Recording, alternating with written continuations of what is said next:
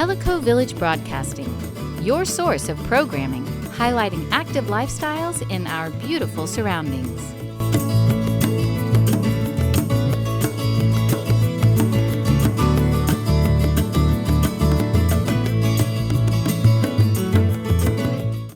Welcome to another Loudon County update. I'm here with our Loudon County Commission Chairman, Henry Cullen. Henry, good morning. Good morning to you, Elliot. How you doing? I'm doing great. It's been a while since we've done this live studio stuff, huh? Well, you can thank the coronavirus for that. At least we're not doing it by Zoom today. Yes, this is a pleasure to see you in person. Same here. So what do we got on the agenda here for the docket for Loudon County update? Well, I'm going to take you through the budget cycle. The county budget for 2020 and 2021 was passed on June 29th, 2020. So, to tell you it was a difficult budget year would be the understatement of the year. The coronavirus wreaked havoc on the county. And what'd you expect when you shut the country down for 2 months? Sure. The revenue stream took a hit. License and registration fees for your vehicles, hotel motel tax, sales tax, court costs, beer tax, business tax, all took a big hit thanks to the coronavirus and the mandated shutdown. So it was difficult putting a budget together this year. Very difficult. State statutes say we have to adopt at June 30th because that's when the budget year ends for the county. The next budget year starts on July 1st. So with the loss of the revenue streams, we had to put a budget together for next year that would at least cover the expenses. And yes, we did run a deficit this year. Thank God we had enough in fund balance to cover what we needed to do without damaging the financial situation of the county. So basically we wrote a flat budget.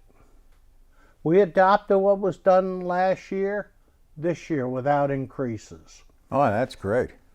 And yes, Elliot, we did have to use part of the fund balance, but our gamble was that after July 1st, as things opened up, the revenue streams would come back. And as of last Monday night, this past Monday night, I asked Tracy Blair, our finance director for the county, how we were doing. She said the sales tax is coming back, license and registration, beer tax, and a lot of the taxes are coming back now. What we won't get back probably are some of the court costs because those trials were put off and we may never see that, although that remains to be seen. We did write a deficit, as I said before, but we're making that up now and we should be all right. Looks like we made the right call during the budget cycle. And I can tell you it was a grueling 8 weeks to put the budget together. I can imagine. And I got to tell you, Governor Lee came through for us. The state issued COVID relief for the counties, and our original amount was $911,000. It's since been moved to $1.1 million to cover the impact of the coronavirus on the county. So it looks like we made the right call. Your tax rate stayed the same, 1.8035. So you won't see an increase in taxes this year. We are going to talk a little later on about the reassessment coming up here at the end of the year and what it affects, and I'll answer a couple of questions as it pertains to that. Okay. So overall, the budget cycle was difficult. We got through it. We did eliminate raises for the county employees. We hated to do that, but there was absolutely no choice. But with the revenue coming back online, it looks like we'll reevaluate reevaluated in December, and hopefully rather than a raise, we can give them a bonus to make up what they lost. Well, That's still on the table. And the good thing is, I assume you didn't have to lay anybody off in the county, right? No, we didn't lay anybody off. So, you know, thank God for that kind of a small favor indeed. Now we got the jail to talk about, right? Okay, I want to answer a couple questions. Sure. Here. If you read the News Herald a couple weeks ago and you saw the article on the new jail, you'd think it was falling apart. Leaks, this problem, that problem. Well, we asked Chief Davis to come to the meeting along with Roush, the construction people, and the architect to answer some questions. It turns out that it really wasn't a big deal. They had a little leak over in the corner. They fixed the crack, took care of it. The water leak in the roof was a pipe that wasn't soldered correctly. They fixed that. The biggest issue is the outside wall of the Sally Port where the police cars come in with the prisoners. On a hard rain, it was leaking through the block. Roush Construction took care of it. They sprayed the wall with waterproofing, and the issues have been resolved. There's a couple operational issues that Jimmy is working on, Jimmy Davis, the chief deputy. Yep. And the trouble is right now, we only have 108 inmates. We did have 158 before the virus hit, but the judges let them out because of the virus. So we're down to 108. So we're going to ramp up. I'm sure they'll come back. You know, you build it, they'll come. So we're fixing the punch list items, and we still have it on the agenda to do a public open house. Great, great. And with any new construction, whether it's a home or a jail or a wellness center like we have here in Tellico Village, you always have a punch list. You always have something that wasn't anticipated while it was being built, something that needs to be fixed. And I have to tell you, Roush has been very, very good on that. The contractor, they've taken care of it.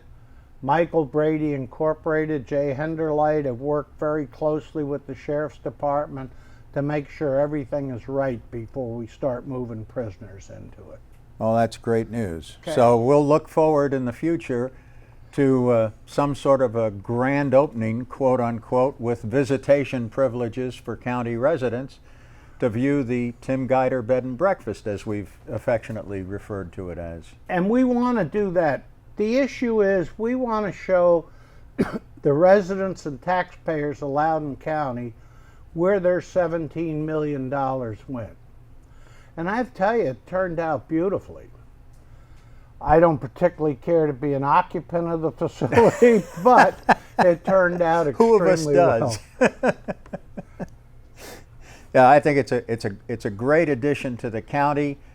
It's a shame that under the circumstances it needs to be added, but there's no question about it that the old facility was something that just needed to be corrected. We were just too far overcrowded, both on the female side and the male side. Yeah. We were certified for 90 prisoners. At a time we were running 160, 170. So people were sleeping on the floor on a rubber mattress. So, you know, there are standards. The state does have standards on how you run a jail. And we were on the edge. They didn't decertify us, but we were under construction, so we were right there. So now we're all up to speed on the certification from the state. No worries. No worries. It's all set for the first occupants of the bed and breakfast. Okay. How about the health department issue with COVID-19 in the county?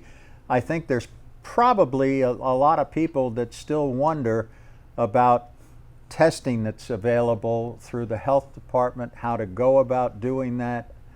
Let me take you through that. Okay. I've been on this earth for a while. This is the wildest thing I've ever seen with this coronavirus. And I'm not treating it lightly.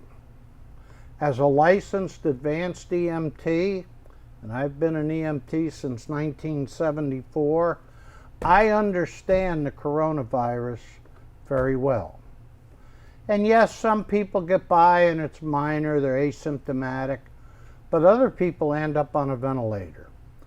So my advice to all the residents is treat this seriously, especially here in Tellico Village. I happen to be in the age group that's vulnerable, as most of my friends and neighbors in the village. Yeah, me too. So here's what happens. If you think you have symptoms, whatever they may be, the cough, the fever, whatever they are, give a call to the health department in Loudon, Teresa Harold. They're right next door to the county office building on River Road. They're on Raider Avenue. They will make an appointment. You drive up, they'll check you in your car, and they'll get you the results back. In the meantime, there's a lot of discussion about wearing masks. And I got to tell you, I'm one of the ones that wear it all the time. Yep. And Me too.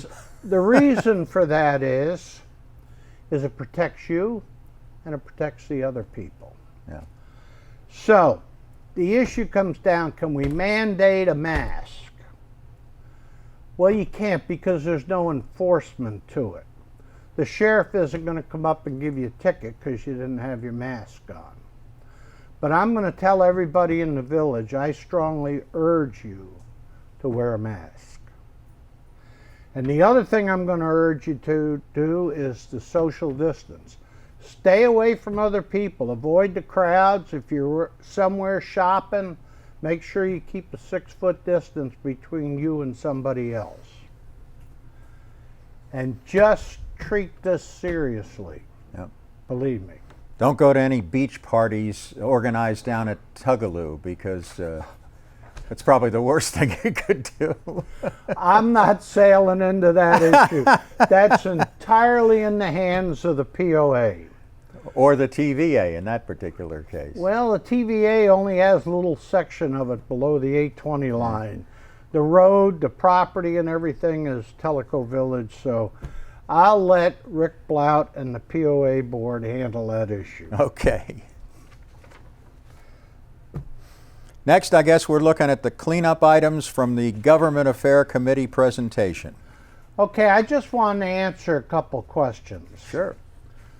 About 2 or 3 meetings ago for the POA, Ray Byers from the Government Affairs Committee was on TV stating a few things.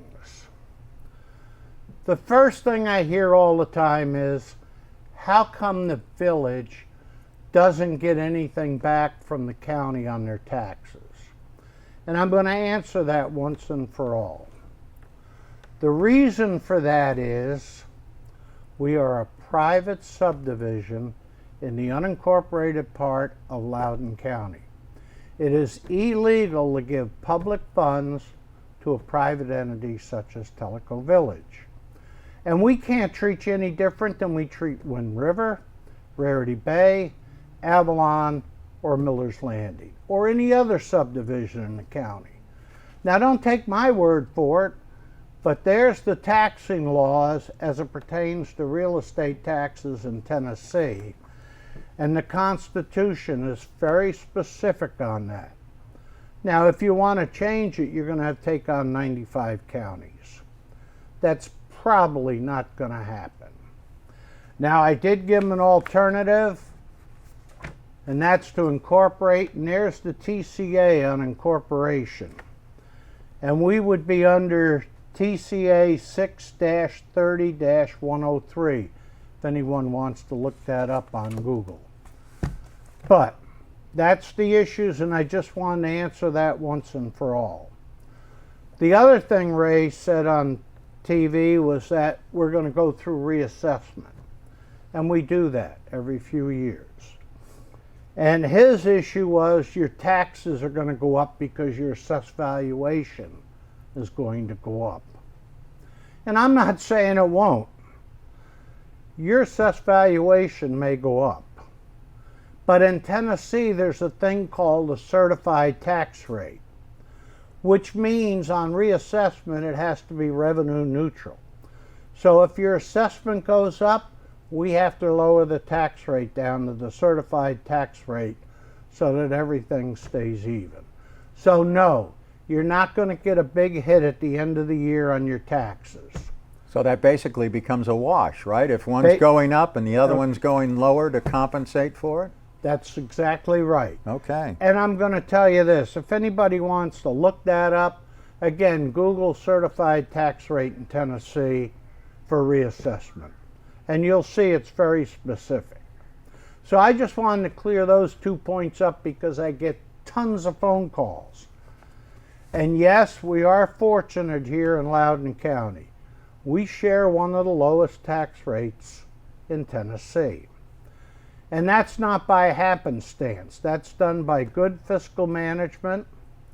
We don't just spend money for the heck of it. We take care of taking care of the services for the county. We take care of making sure that we have enough in reserve to cover us if something should happen. Tornado, who knows what's going to happen? I couldn't even guess on that. And to go back 1 second, you do get something in the village here from the county. We take care of the fire department to the tune of 50 grand a year. We pay for the salaries at the library. We contribute to the library board. And we take care of a number of nonprofits that involve the village people. So there's your answer on that. And we also get police service throughout the village. You get the same services that everybody else gets in the village. The sheriff covers the area. And by the way, he's in and out of here quite a bit. I see the cruisers out there. You get the court system. You get the election commission. They were just here. So you get every other service that the rest of the county gets. Yeah, it's a big plus. And obviously, since I've been here to Tellico Village 23, almost 24 years now, this issue has come up every year as to, we live in Tellico Village, we pay high property taxes. What do we get for those high property taxes? Inevitably, it's asked every year. Oh, so I hope your explanation will help put this thing to bed for once and for all. I don't know if it will or not, but the issue comes down. I hear it all the time. And let me tell you, Elliot, if we could help out Tellico Village legally, it'd have been done already. Yeah. The trouble is, none of us are willing to fight the legal battle that would ensue if we elected to return tax dollars. It's against the law. Yep. Well, that's a great explanation, Henry. Thank you for that. Now, I did want to touch for a moment on our photo that we have in the background that we use for each of our shows, the county courthouse. Let me take you through the county courthouse. Some of the newer people may not know of April of last year, it went on fire. Totally unexpected. Nobody's determined exactly what caused it, but it was a major fire. That's a historical building going back to the start of Loudon County. Now, here comes the problem. It sustained quite a bit of damage. So, the question came down, what happens now? Obviously, we had insurance on the building, same as everybody does on their house. So the insurance company came in and took a look at it, and they said, well, we're going to rebuild it. And that was fine by us. It was totally their call. So they brought in Johnson and Galen, who's the architectural firm doing it, and they're rebuilding it. They had to put shoring up on the outside walls, a temporary roof to dry it out, but they are going to restore the building back to aesthetically the way it looked before the fire. Now, we're probably going to have to make some modifications inside as far as the courtroom and the offices. but we'll do that. But so everybody in the county knows, that is entirely at the expense of the insurance company. We do not have any taxpayer dollars involved in it. Now later on when it's done, we may have a few bucks in modifying it to accommodate the courts and the offices, but they're taking care of the entire thing. So thank God for insurance. Oh yeah, and that, again, that clears up an issue that people might think their tax dollars, or a big chunk of their tax dollars, are going towards the renovation of this. It is not. It is all 100% insured. It's insured. And thank God for the insurance company. Sure. We would, if we had to rebuild it ourselves, you would probably get a tax increase. And I got to be honest with you, when it comes to tax increases, that is our court of last resort. And even when we were doing the budget before, Elliot, before June 29th, the last thing we were considering is increase in taxes. At a time when you have unemployment rate at 15.9%, it's down to 9.4 now. You just can't do that to the residents if they're out of work. Yep. So we did our best, and court of last resort's a tax increase. Now, I'm not saying it's never going to happen. That would be a dumb statement. But as long as we can hold the line, and we have for the 6 years that I've been vice chairman of the budget committee.